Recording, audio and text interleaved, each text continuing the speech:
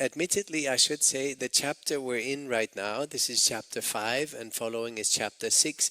These are probably the two chapters in class that are most technical, most mathematical. And so I would ask you to bear with me. And what we developed here are some of the foundations of multiple view geometry, of reconstructing from multiple images. And in fact, I split this up, so chapter 5 is on reconstruction from 2 views, and chapter 6 is on reconstruction from more than 2 views, so 3, 4, or 5 views. And the core idea is always that you have a 3D world, that you observe this world in images, say this image here, or in that image here, and possibly in chapter 6, a third image or a fourth image, right? And then you see these projections of the 3D point, let's call it large X, into these images. And then you have these projection equations, this one and this one, that tell you how a point large X is projected into image 1, and that is the coordinate little x1, so that, let's say, this is image 1, so this is x1, and this is the projection into image 2 is little x2. And what we're missing out from in the observation is the distance of this point, let's call it lambda 1 from the first image, or in the case of the second image, this is lambda 2. This distance here to the center, to the camera center. So these are the distances that are missing in these equations, but we can write down the projection equations. And now keep in mind, what do we have? What we are given is the 2D coordinates x1 and x2. What we're looking for is everything else. We are looking for the coordinate vector large X, the 3D coordinate. We're looking for the rigid body motion, and we're looking for the depth values, lambda 1 and lambda 2, that we don't know, right? So it's not so nice, you think linear equations, right? I've learned about linear equations in high school. Can I use linear equations? Can I solve for the unknowns, right? That's what you want to do, right? But look at these equations and you see it's not that easy, right? There are few knowns and a lot of unknowns, right?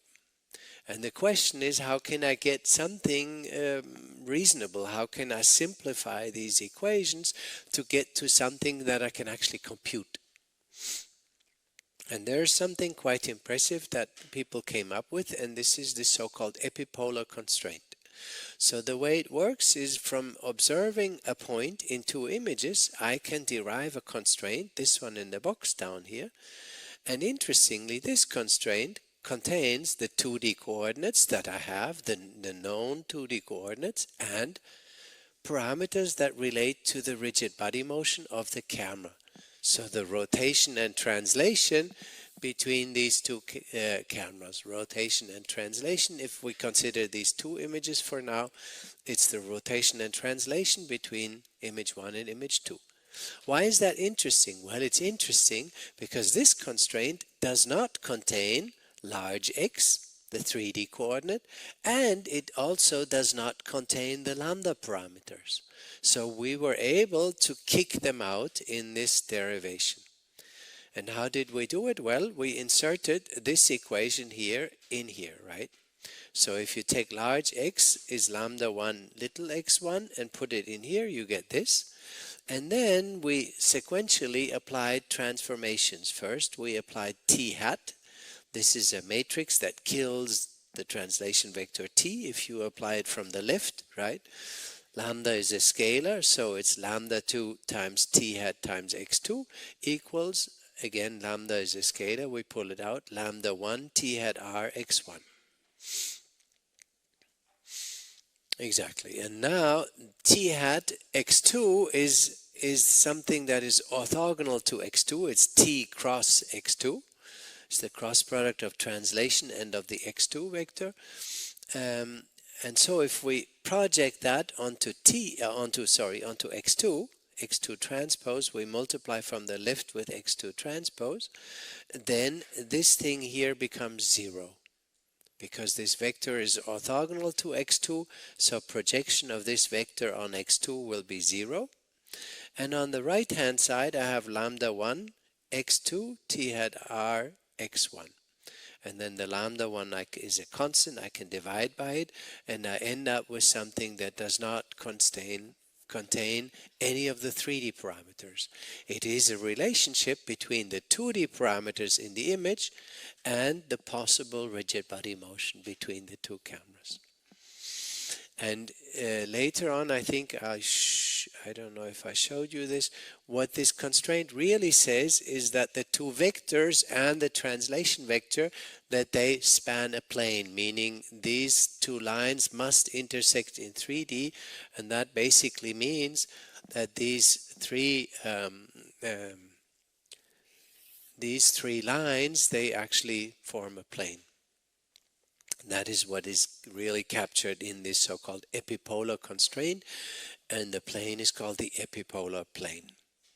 So it says these three vectors, the translation and x1 and x2, these three vectors, they form a plane, meaning something that has zero volume. In fact, this is the volume that of the space they span, and this being zero means they all live in one plane, and that basically means I don't know where the 3D coordinate is, but I know they must intersect somewhere. Once they're in the plane, they will intersect eventually, right?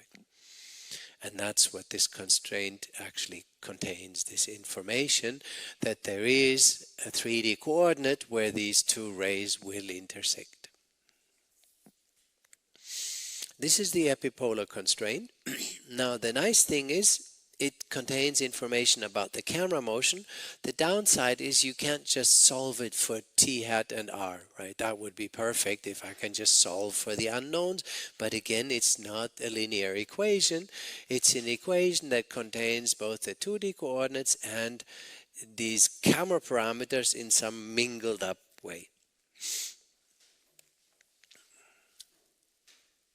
And this mingled up way is called the essential matrix. So you take the rotation, the translation, you build this matrix t hat from the translation vector. T hat times r is a 3 by 3 matrix called the essential matrix. And hence this constraint is called the essential constraint. And here I've derived again how this really captures the volume spanned by these vectors, the three vectors, the translation vector, and then x2 and x1, but in the coordinate frame of the second camera. So that's the three vectors, x1, x2, and t. They, expressed in the coordinates of the second camera. This is the volume they span. And that volume is 0 because they intersect here. So what we're going to do, and this leads to the 8-point algorithm, is we'll take this constraint for lots of points, not just this one point pair, but a lot of other points, right? About 8, in fact, at least 8. And then we have 8 such constraints, and we can put them, I'll skip that, I think you saw it in the video from last week, but we can put them all, so we rewrite this constraint, x2 transposed essential matrix x1 equals 0. We rewrite it as an inner product of two vectors, one that contains the pairs of x1 and x2 here, all of the possible pairs, a 9-dimensional vector, and then one that contains all the entries of the essential matrix here stacked into one vector. And then this is actually equivalent to this. The nice thing is here we have the unknowns, the essential matrix unknowns, and the knowns, which is these pairs of coefficients from the 2D coordinate vectors. And now I can do that not just for one point pair, but for a lot of point pairs that are within index 1 through n. So I have n point pairs, and each point pair gives rise to this 9-dimensional vector of 2D coordinates of the pairs of points. Right, and so I have a lot of 9D vectors, n of these, and then I can say this matrix chi times E stack must be 0. So this is now a system of equations. This is one linear equation in the vector E stack, and here I have a system of linear equations with the matrix chi. And so keep in mind, chi is known and E stack is unknown. That's what I'm trying to find, the camera parameters in the essential matrix. Now, how do I solve this? You could say, oh, I see the solution, E stack equals 0, right? That's a valid solution, but obviously that's not a meaningful solution, because that would amount to having 0 translation, 0 rotation, and everything is kind of 0, right? That's the trivial solution, if you will. We want something that is non-zero, we want some baseline, and so what we're looking for is the the vector to the smallest singular value of E stack, because then that gets minimized. And so the other thing is we want a unique solution, so we really want the null space of this matrix chi to be one-dimensional. There should be only one vector or its scaled versions that should be in the null space of this matrix. Now that we can enforce by enforcing that the rank of this matrix must be at least 8, in fact exactly 8.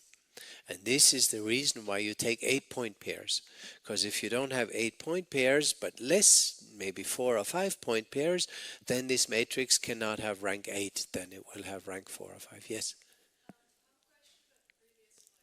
Yes.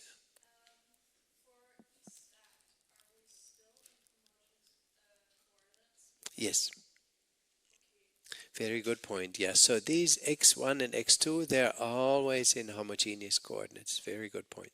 So they are 3D coordinate vectors, and that's why this ends up being 9-dimensional.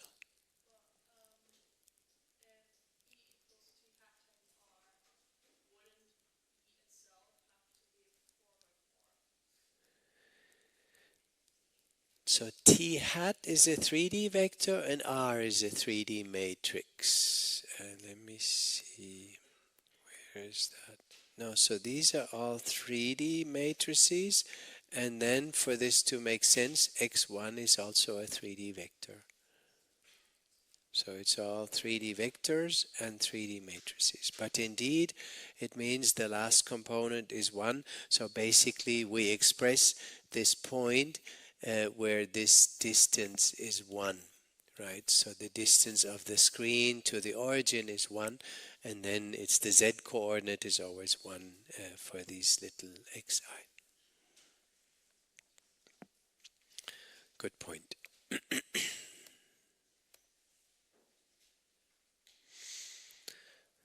In practice, once you take 8 points or more, that's sufficient to assure that this will have rank 8. But there are exceptional cases, for example, one degenerate case that actually happens, and these exceptional cases are called degenerate cases, and one of these is common in applications, that is when all the points you observe lie on some plane in 3D.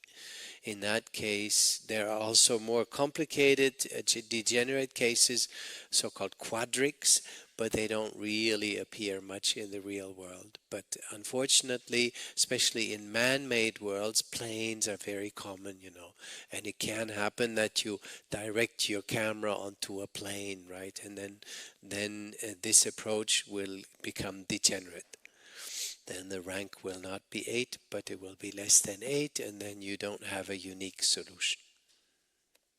By the way, when I say unique solution here, with this multi-view reconstruction from a moving camera, you can only have uniqueness up to scale. This is the thing, you want to reconstruct the relative camera motion, you want to reconstruct the 3D world. Well, if you rescale everything by a factor, you get the exact same point observations. That's why they filmed. That's why they can film, Titanic in the bathtub, right? They can take a tiny boat on a tiny ocean, make a tiny translation, and you cannot tell from the imagery it's going to be the same, right? So the scale of the world cannot be observed from a single moving camera. And that means this E stack and everything, the rotation, the translation in particular, the translation is always only known up to scaling. If you rescale everything by a factor of 2, the baseline by a factor of 2, the coordinate vectors by a factor of 2, you get the same point observations. Everything is identical. I'm saying that, strictly speaking, not quite. If you film in a bathtub, the waves of the ocean will be smaller, and there are, inherent scales in nature, but water, for example, has a particular scale. So that's a little bit tricky for the Hollywood people to make sure the ocean looks realistic. But apart from that, everything can be rescaled. And that's been used quite frequently. There's a famous movie called The Boat from, I don't know, in the 30s, where they filmed things with a miniaturized version of the boat.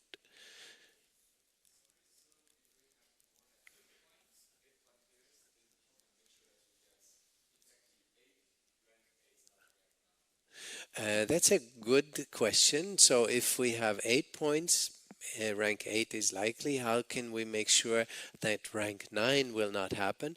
Well, we know if these points are, accurate, then there will be a matrix E stack in the null space that is made up of T hat and R in this fashion. Where is it? Here. So we know there is a translation and rotation that gave rise to these images, and so we know by theory that there must be at least one non-trivial vector in the null space, and that basically says no matter how many points you take, there will be rank 8. It will not be full rank, right? Otherwise there is no translation and rotation. But if the points you observe are really the projections of 3D points, then there must be a translation and rotation that explains it, and that is the one that gives rise to this E stack matrix that makes this null. So that's the good news, is the theory tells us that no matter how many points we take, this will not be full rank. Now that is the theory. In practice, things are a little bit tricky, because in practice you observe points in the image, but you may, there's always uncertainties, there's noise, there's errors in the measurement, meaning you observe the point here, but maybe the true point was slightly off, maybe it was there. And if that happens, then actually the thing will be full rank. It will be rank 9. It cannot be more than rank 9 because it's an n times 9 matrix. So the rank will be at most 9. And in the real world, it will actually be 9. It will not be 8. And so it will not be exactly 0. And that's why you revert to this idea of taking the vector associated with the smallest singular value, hoping that this is kind of the component that comes in from the noise that makes this last singular value non-zero. In principle, the smallest singular value should be 0. But this is actually something we'll come back to a little bit later in class. This is very tricky, right? You have noise on the measurements, on the observations. How that noise factors into your estimations is complicated. And then spectral solutions do not do the best job in accounting for noise. I've mentioned that before. This is a spectral solution. We'll talk about how far it goes. It's very beautiful, but once it comes to real-world noisy data, these spectral approaches, start to break down. And then you really need to model noise and uncertainty more explicitly, and we'll come to that later. But this gives rise to this 8-point algorithm where you compute these, for pairs of points, xij1 and xi2. So this is from I equals 1 through 8 or more. You compute these a1 through an, these Kronecker products of these x1 and x2. They give you this matrix chi, and then you try to find, you minimize this, right? You say this should be 0, but I minimize this, and minimization of this can be done by taking the column associated with the smallest singular value, and that is the 9th column in the SVD. So if I do an SVD of chi, U, the diagonal matrix sigma with the singular values on the diagonal, and V transpose, then I just take the 9th column of V. And that is the essential matrix in a stacked version, so you just unstack it again to a 3x3 matrix, and that is your essential matrix. That's in principle the idea. Once you do that, you end up with a matrix due to noise and uncertainty that may not be exactly an essential matrix. And we saw also in the previous slides that the essential matrix space is made up of matrices that have the smallest singular value. This one here must be 0. And the largest ones are equal. And so you basically can project onto the essential space. So you take your matrix E and find the nearest essential matrix, which amounts to setting the smallest singular value to 0, and then basically replacing the two larger singular values by their average, if you will. We saw that. Where is it? Here. So you replace these by their average, and that gives you a projection onto this essential space. In practice, since we don't know the thing we only know things up to scale, we can just as well replace it by a 1, right? This is a common thing in all of these derivations, that you make use of the fact that E is only going to be known up to scale, and so I can always rescale things. And whether I call it sigma 0 or just 1, 1, 0, I just rescaled it by sigma. And then we saw that from the essential matrix you can actually recover rotation and translation. There is a way to do it. Here's the equations. By the way, this RZ plus minus pi over 2 is a rotation around the Z axis by pi over 2 or minus pi over 2. So you can see there are actually two possible solutions, one with plus pi over 2 and one with minus pi over 2 for the rotation, and two solutions for the translation, and that will give you a total of 4 possible rotation and translation pairs. Here is the rotation around the Z-axis. You can see it is characterized by Z remaining the same, and you only rotate in the XY plane. So we have 4 possible solutions, and what you do in practice in the 8-point, as Longet-Higgins conceived it, you try all 4 and see which one gives you positive depth values. So because the next thing you do after computing rotation translation, then you have the rigid body motion, then you can triangulate and compute the lambdas, the distance from the camera. And once you do that, typically only one of these rotation translation pairs will give you positive depth values, and that's the one you choose. So this is this algorithm called the 8-point algorithm, as it was pioneered by Longet-Higgins. It's quite an influential algorithm. Why? Because it allowed to solve for the camera motion in closed form analytically. And this is beautiful, you know. In sciences, there are basically 2 ways to solve for things. One is you solve it analytically, then you have the exact closed form solution. And the other way is that you solve things numerically. Now you could say, wait, the singular value decomposition is a numerical solution. Yeah, up to these numerical aspects, but in principle it's an analytic solution. You're saying the solution is given by the vector associated with the smallest singular value. And that differs from numerical solutions where you approximate a solution in an iterative numerical fashion. So this is the beauty of it. People love closed form solutions, and this is part of why this work was so influential, and also Longet-Higgins had an impact. A lot of the best paper awards at the computer vision conferences are nowadays called Longet-Higgins Award. In memory of Longet-Higgins, who unfortunately passed away a few years ago. He pioneered this field of multiple view geometry with the 8-point algorithm. It is beautiful, it is elegant. Does it work well in practice? Not really. This is often the caveat we face in research, is that the things that are beautiful don't work, and the things that work are not beautiful, right? So, you got to take whatever you can. So maybe I think this is also the end of this video from last week, but I wanted to briefly recap and now get into how we reconstruct the structure, the 3D locations.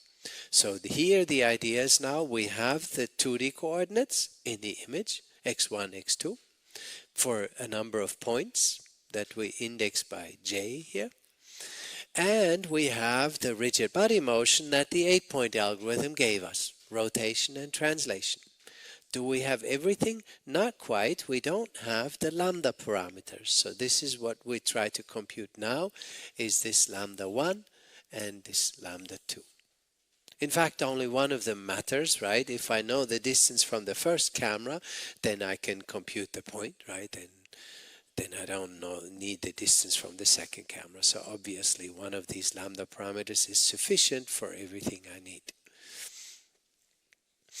How do we go about it? Again, we write down the projection equation. How is the point large x projected into image 1 and image 2? And this is already using the fact that we inserted here rx1, lambda 1 x1 is the point large x.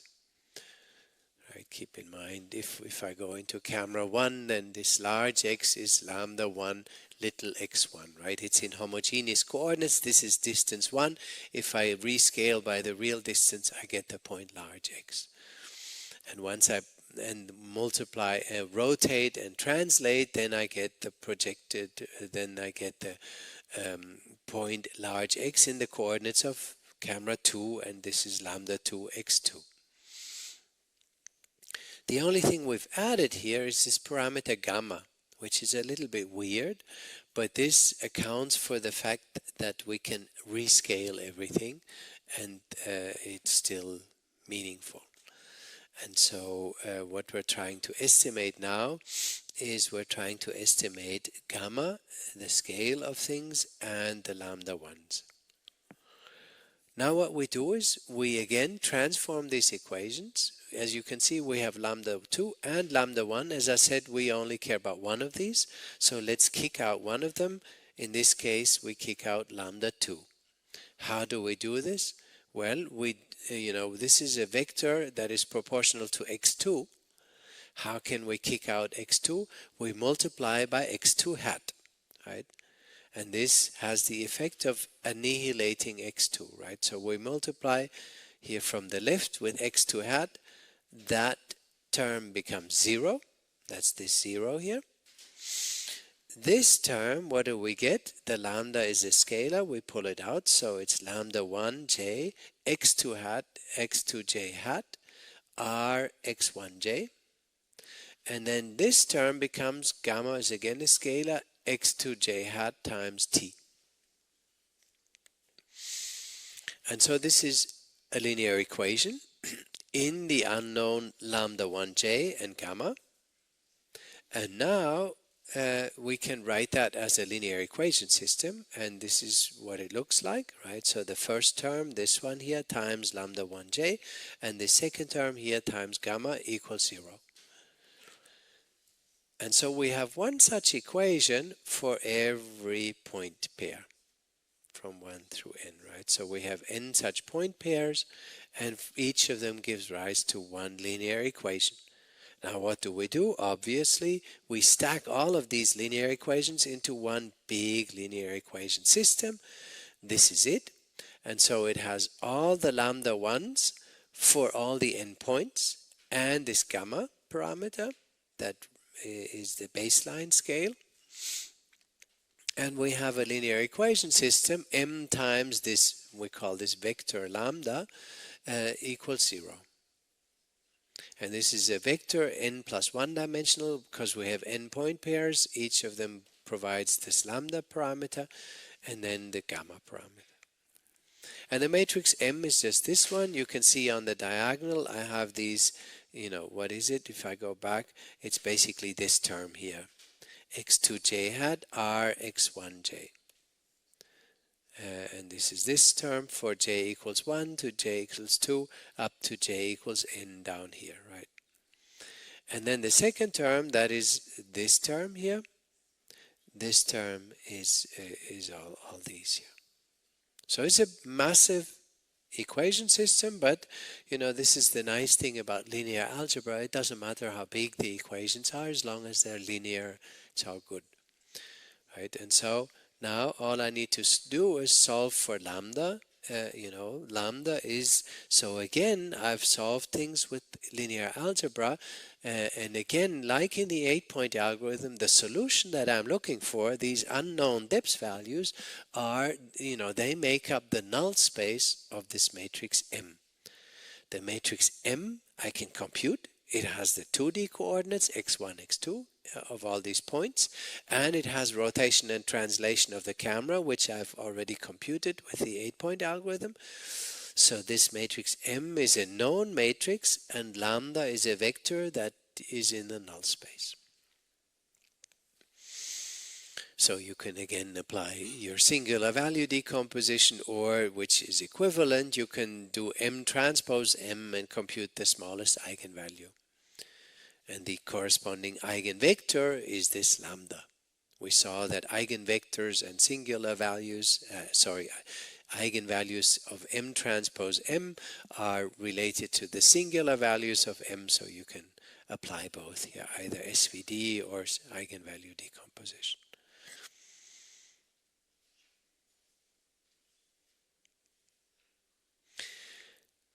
And that gives you lambda. So this is this vector, and this is the solution of all the different depths, but up to scale. And you can very nicely see what happens if you rescale lambda. Well, first of all, the distances rescale. If you double it, everything doubles, right? And the baseline also doubles, this gamma. So you can see very nicely how rescaling, and this is why we introduced this parameter gamma, because it allows us to rescale everything accordingly. Translation is known, but then we say it's only known up to the scale gamma. That's why we add this gamma here, and then we can rescale everything. We find a solution lambda, and then once we have the solution, we can always rescale arbitrarily. How would you scale things in practice? Typically you would fix the baseline to be 1, right? It's an arbitrary fix, but that anchors it. Basically says we have a perfect reconstruction of rotation, translation, and 3D points, but we don't know what the units are, right? We don't know if it's meters, kilometers, or decimeters, or whatever, and so you fix this to be unit 1, basically, unit lengths. So you reconstruct everything in the units of your camera baseline. So that is the algorithm, the 8-point algorithm for estimating camera motion, and also here, same linear algebra solution for estimating 3D structure. And so this is very beautiful and obviously computationally super fast, because singular value, any kind of matrix operations like eigenvalue decomposition, singular value decompositions are very fast to compute. Does it work super well? Not really. Here's an example from the book that the class built on. 2 images, left and right. Here is the 2 cameras that were reconstructed and the points. Can you recognize the 3D structure in this point cloud? Not really, right? Is it accurate? Who knows? I guess these points are on the cup here, so yeah, they're a little bit more forward than the points back in the middle. Yeah, it's not.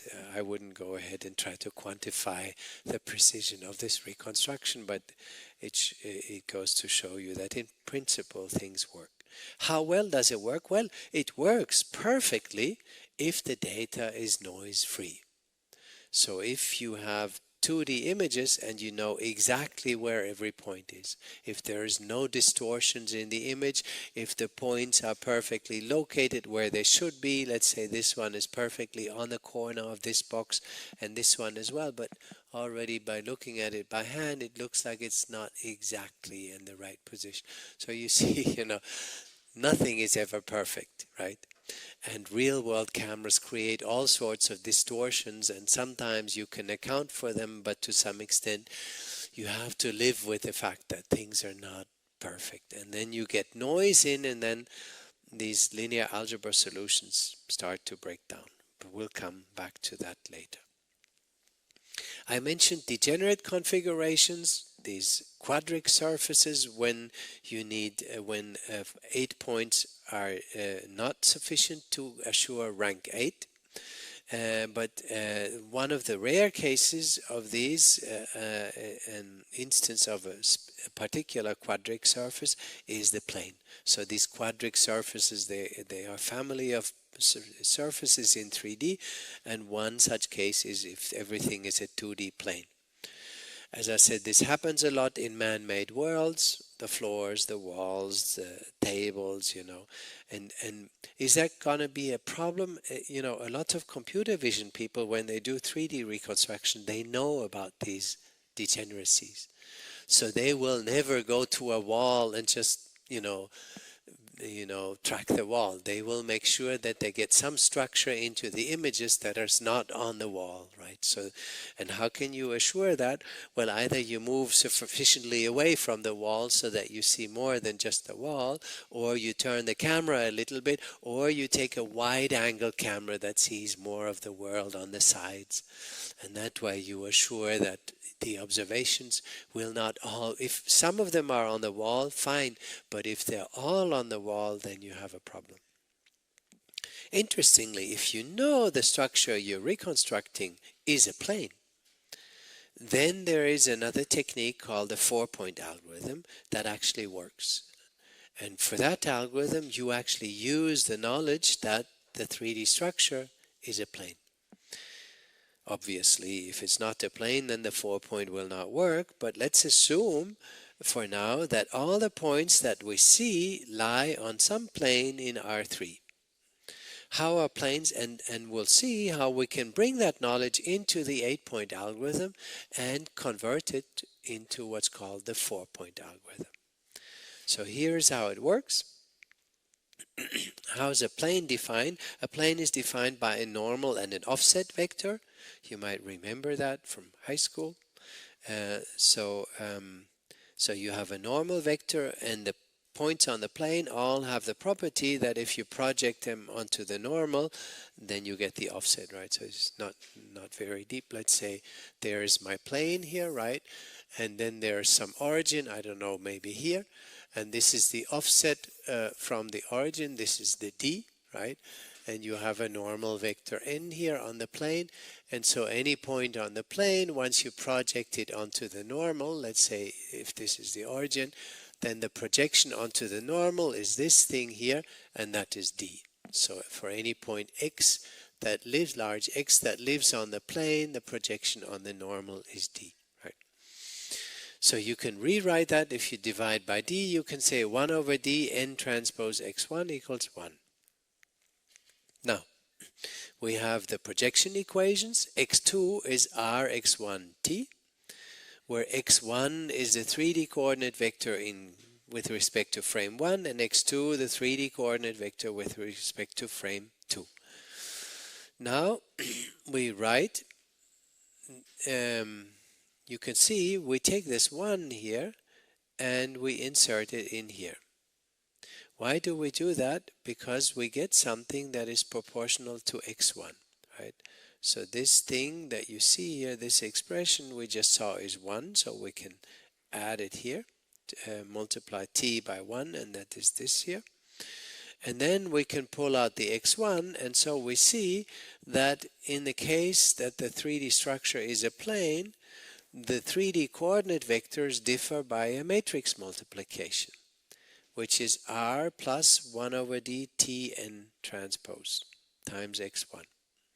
And this matrix that creates the mapping from the coordinates in camera 1 to the coordinates in camera 2, this matrix, this thing here, is called a homography.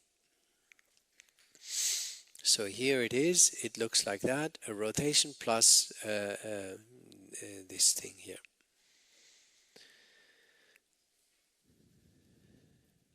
By the way, this is an outer product of two vectors, in case you're confused. T is a 3D vector, N transpose another one, so it's an outer product, not an inner product, but an outer product, so it creates a 3 by 3 matrix out of these.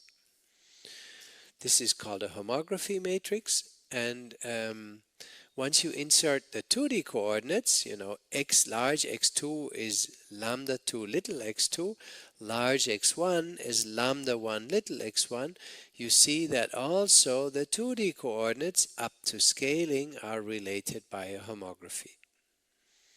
This tilde we saw it before, it means equal up to scaling, and the scale factor is lambda 1 divided by lambda 2.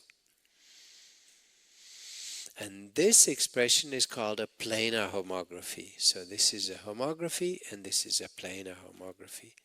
And if we look at this homography matrix that enters here, what does it consist of? It consists of parameters that depend on the camera motion, rotation, translation, and on the plane parameters, normal and offset vector. And so what we're going to do now is we're going to use this property that x2 is h times x1 and compute the homography matrix. And this homography has baked in the camera transformation and the plane parameters. But what's nice is the 3D parameters will disappear in the same way. So we take this planar homography that we've seen, lambda 2 x2 is h lambda 1 x1. We multiply, again we want to kill one of the lambda parameters by killing this left hand side, we multiply by x2 hat, and that gives us on the left side 0, because x2 hat times x2 is 0. Remember, the multiplication with x2 hat is always the cross product with x2. And cross product of x2 with itself is 0. So we get the 0, and then we get lambda 1, x2 hat, h x1 equals 0. We divide by lambda 1, because it's non-zero, we can divide by it, and we get this expression. So we get something that is very related to the epipolar constraint. It contains the 2D coordinates, and in this case not the essential matrix, but the homography matrix. And keep in mind, the homography matrix contains the camera parameters here and the plane parameters. So it's a little bit more complicated because the plane parameters are also baked into this matrix H. But we can devise a similar solution to compute h from the 2D coordinates. And so we proceed in pretty much the exact same way as in the 8-point algorithm, but you'll see there is a beautiful, and that is we don't need 8 points. We'll see we get away with far fewer points.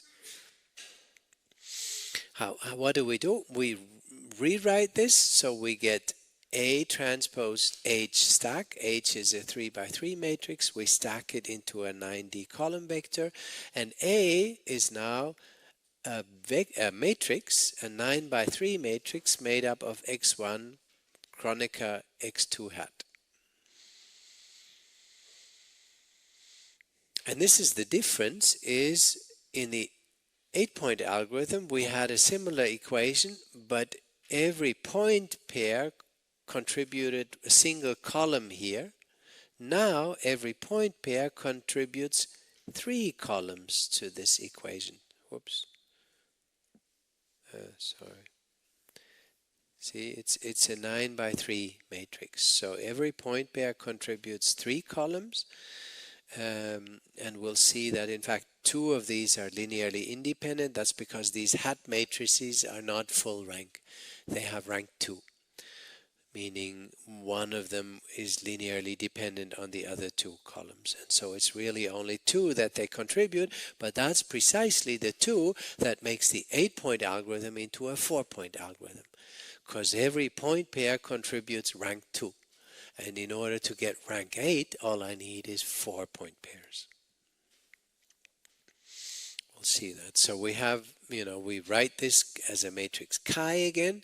It's a 3n by 9, so it's not n by 9, but 3n by 9 matrix. And then we see that the homography matrix makes up the null space of this chi. That's how it was constructed, if you will. And now this gives rise to the 4-point algorithm. And this is how it works. You compute this matrix chi from these, so you compute these A's, like shown here, from the point pairs in 2 images. Then you compute the matrix K and then chi, and then you do a singular value decomposition and take the vector associated with the smallest singular value, so the one that gets you nearest to 0. And that gives you the homography matrix, and then you can unstack it, and so what you can extract is this matrix here, something that depends on the camera parameters. Maybe a few general comments. So you saw the whole derivation of the 4-point algorithm is very much following in the footsteps of the 8-point algorithm, but it makes use of the idea that everything lives on a plane, and that allows you to reduce the number of parameters. We saw, however, that instead of estimating the essential matrix, we estimate the homography matrix. And then we need to estimate rotation and translation, but it's more complicated here, because the homography matrix, let's go back to it, it contains the rotation and translation, but it also contains the plane parameters d and n, the normal of the plane and the offset of the plane. And so that makes it a little bit more tricky, because we need to extract more parameters from the homography matrix.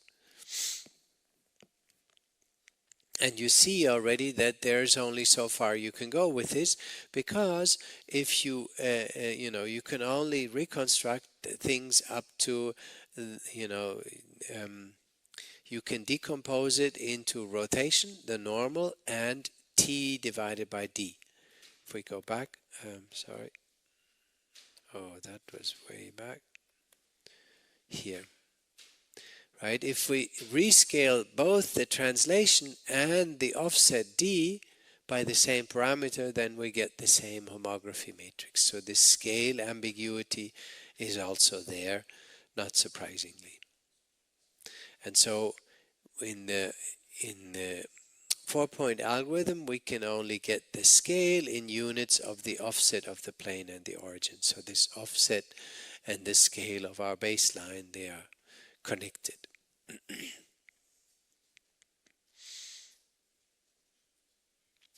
And the nice thing is, instead of requiring 8-point pairs, we only require 4-point pairs. Why is that nice? You'd say, does that matter? I take an image, I can extract as many points as I want. Yes, extracting points is easy, but computing correspondence is the nasty bit. And we saw that. And if you need 8 corresponding point pairs, the probability that some of them are not right is just much higher than if you have 4 point pairs, right? So the fewer point pairs you need, the better. And in fact, one of the most powerful algorithms in the field that went beyond the 8-point algorithm for general structure and motion reconstruction is called the 5-point algorithm.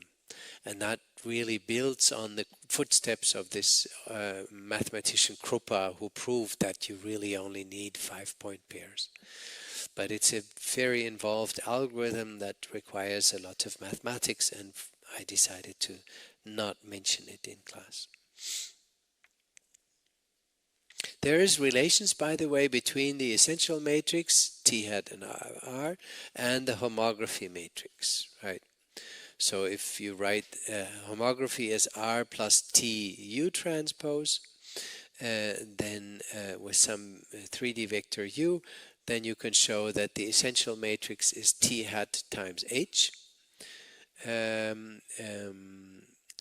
This is not surprising, right? Because if you take T hat times this H, you get T hat R plus T hat T, but T hat T is 0, right? So it's T hat R, and that is the essential matrix.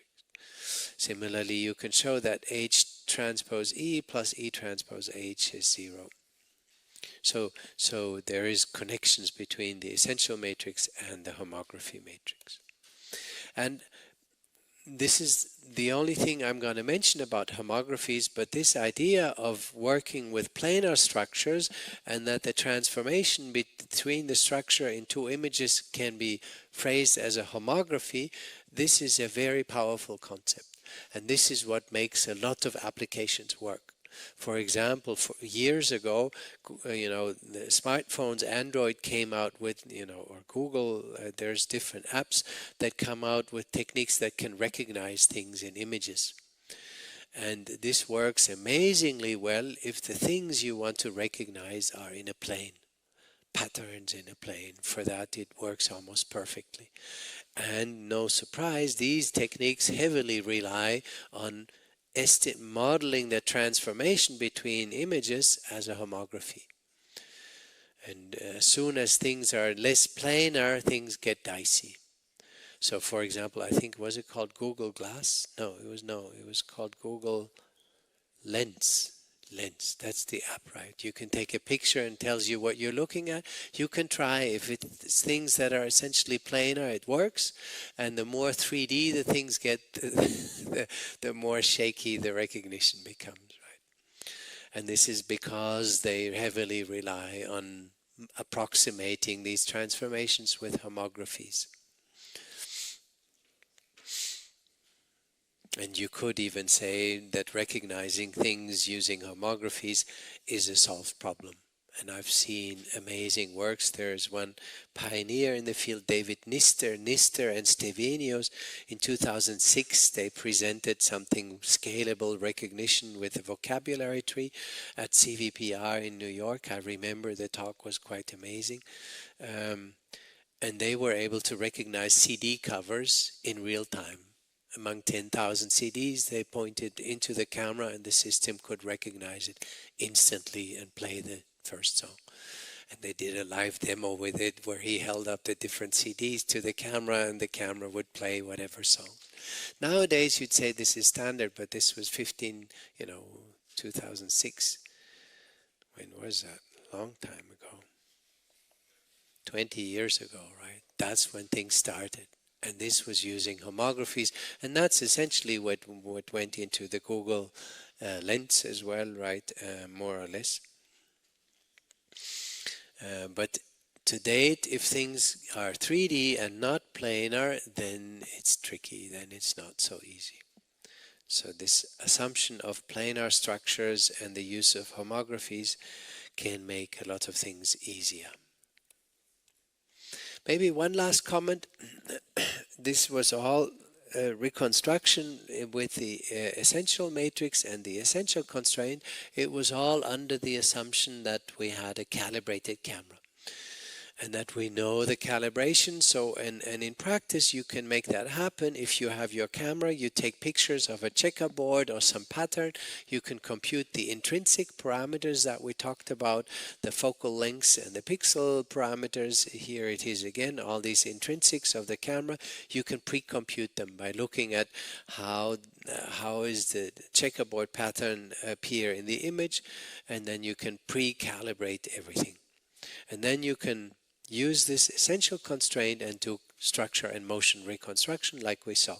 But in practice, sometimes that doesn't work. Sometimes you don't have the camera, so you cannot calibrate it. Now then, sometimes if you scrape the images from the internet, let's say, a lot of people do that, then you can still make things work if the images happen to have the intrinsics coded in the image. So a lot of image formats will in the header contain the intrinsics, focal lengths, etc. You can read them out and all is good, provided that you trust them, let's say, right? But there are lots of images on the net where you don't have the intrinsics, where you only have the images and that's all. Let's say if you're a film buff and you really like to reconstruct the house that Vivian Lee walked through in Gone with the Wind, you know, the movies from what, the 50s, 30s, 40s, I don't know, right? You have the video, but that's all you have. You don't have the intrinsic parameters of that camera, right? And then you get into this field of what's called uncalibrated reconstruction. And this is to date still true. You know, you download a video from YouTube and you want to reconstruct it. There is to date no algorithm that can do it. And part of the challenge is that we don't know the intrinsics, and that we face this issue of uncalibrated reconstruction, which means we need to estimate both the rigid body motion that we have here, but also the intrinsics that are baked into this matrix, right? And then it turns out you can do that. What you can do is that you basically say we have a transformation between these coordinates, x and x prime, that is given by the intrinsic matrix. And then we can write the epipolar constraint, here it is, with x1 and x2 in a calibrated format, and compared to the ones that I actually measure, the difference is that, that they differ by k inverse and k inverse transpose multiplied from left and right here. And so then I can write the 2D coordinates that I measure are k x1 prime, x2 prime. They differ from the real ones x1 and x2 by these calibration parameters. And so I end up with an equation that is much like the epipolar constraint, but it doesn't contain the essential matrix E, it contains the fundamental matrix F that differs from the essential matrix by these calibration matrices multiplied from left and right to it. And so you can proceed the exact same way as in the 8-point algorithm to compute not the essential matrix but the fundamental matrix. By the way, I think that was a clever marketing move to call this matrix fundamental matrix. If you ever invent something, call it fundamental. It's going to have a bigger impact then. So you have to be careful, you know, maybe this is fundamental, who knows, you know, the term fundamental is always a little bit vague, right? But I see that a lot when people sell research, this is part of marketing, is to give it catchy names that sound bombastic. That said, I don't know who invented the fundamental matrix. I don't know who named it that. But yeah. So the nice thing is that this K is an invertible matrix, this intrinsic matrix, so it does not affect the rank of this matrix.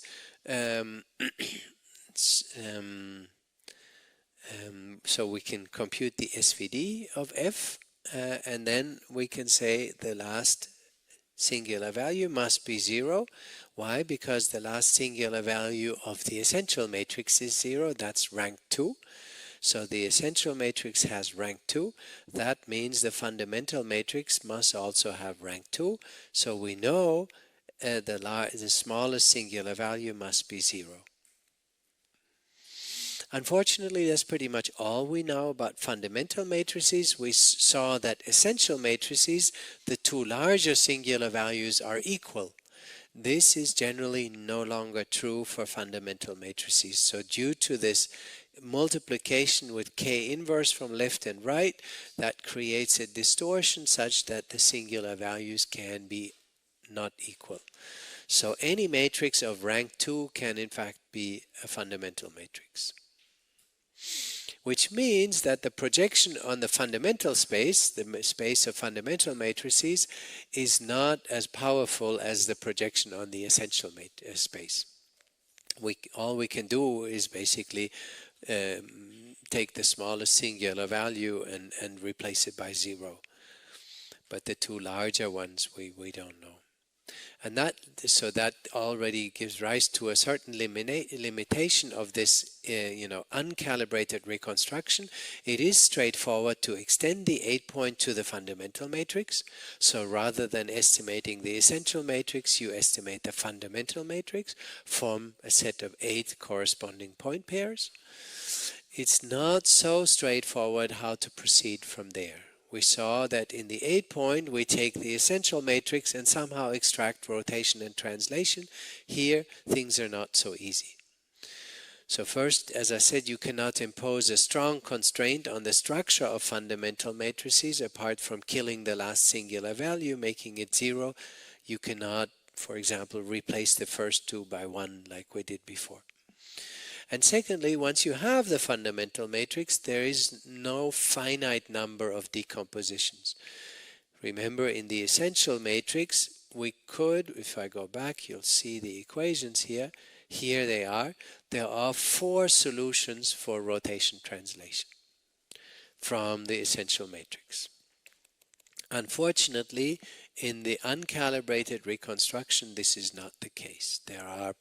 There is a whole family of so-called projective reconstructions, and the real world could be any of them. And so people try to find canonical reconstructions, for example, saying the lines should be orthogonal because I'm likely looking at a man-made world or something like that. And so typically there is a way to choose from this family of projective reconstructions a canonical one. And that's pretty much all you can do. So the reconstruction with uncalibrated camera is to date a challenge. What increasingly happens, but this is something, for example, we just had 2 papers this year at the upcoming CVPR conference in 2 weeks that actually deal. Whoa, what did I do? Did I just kill the...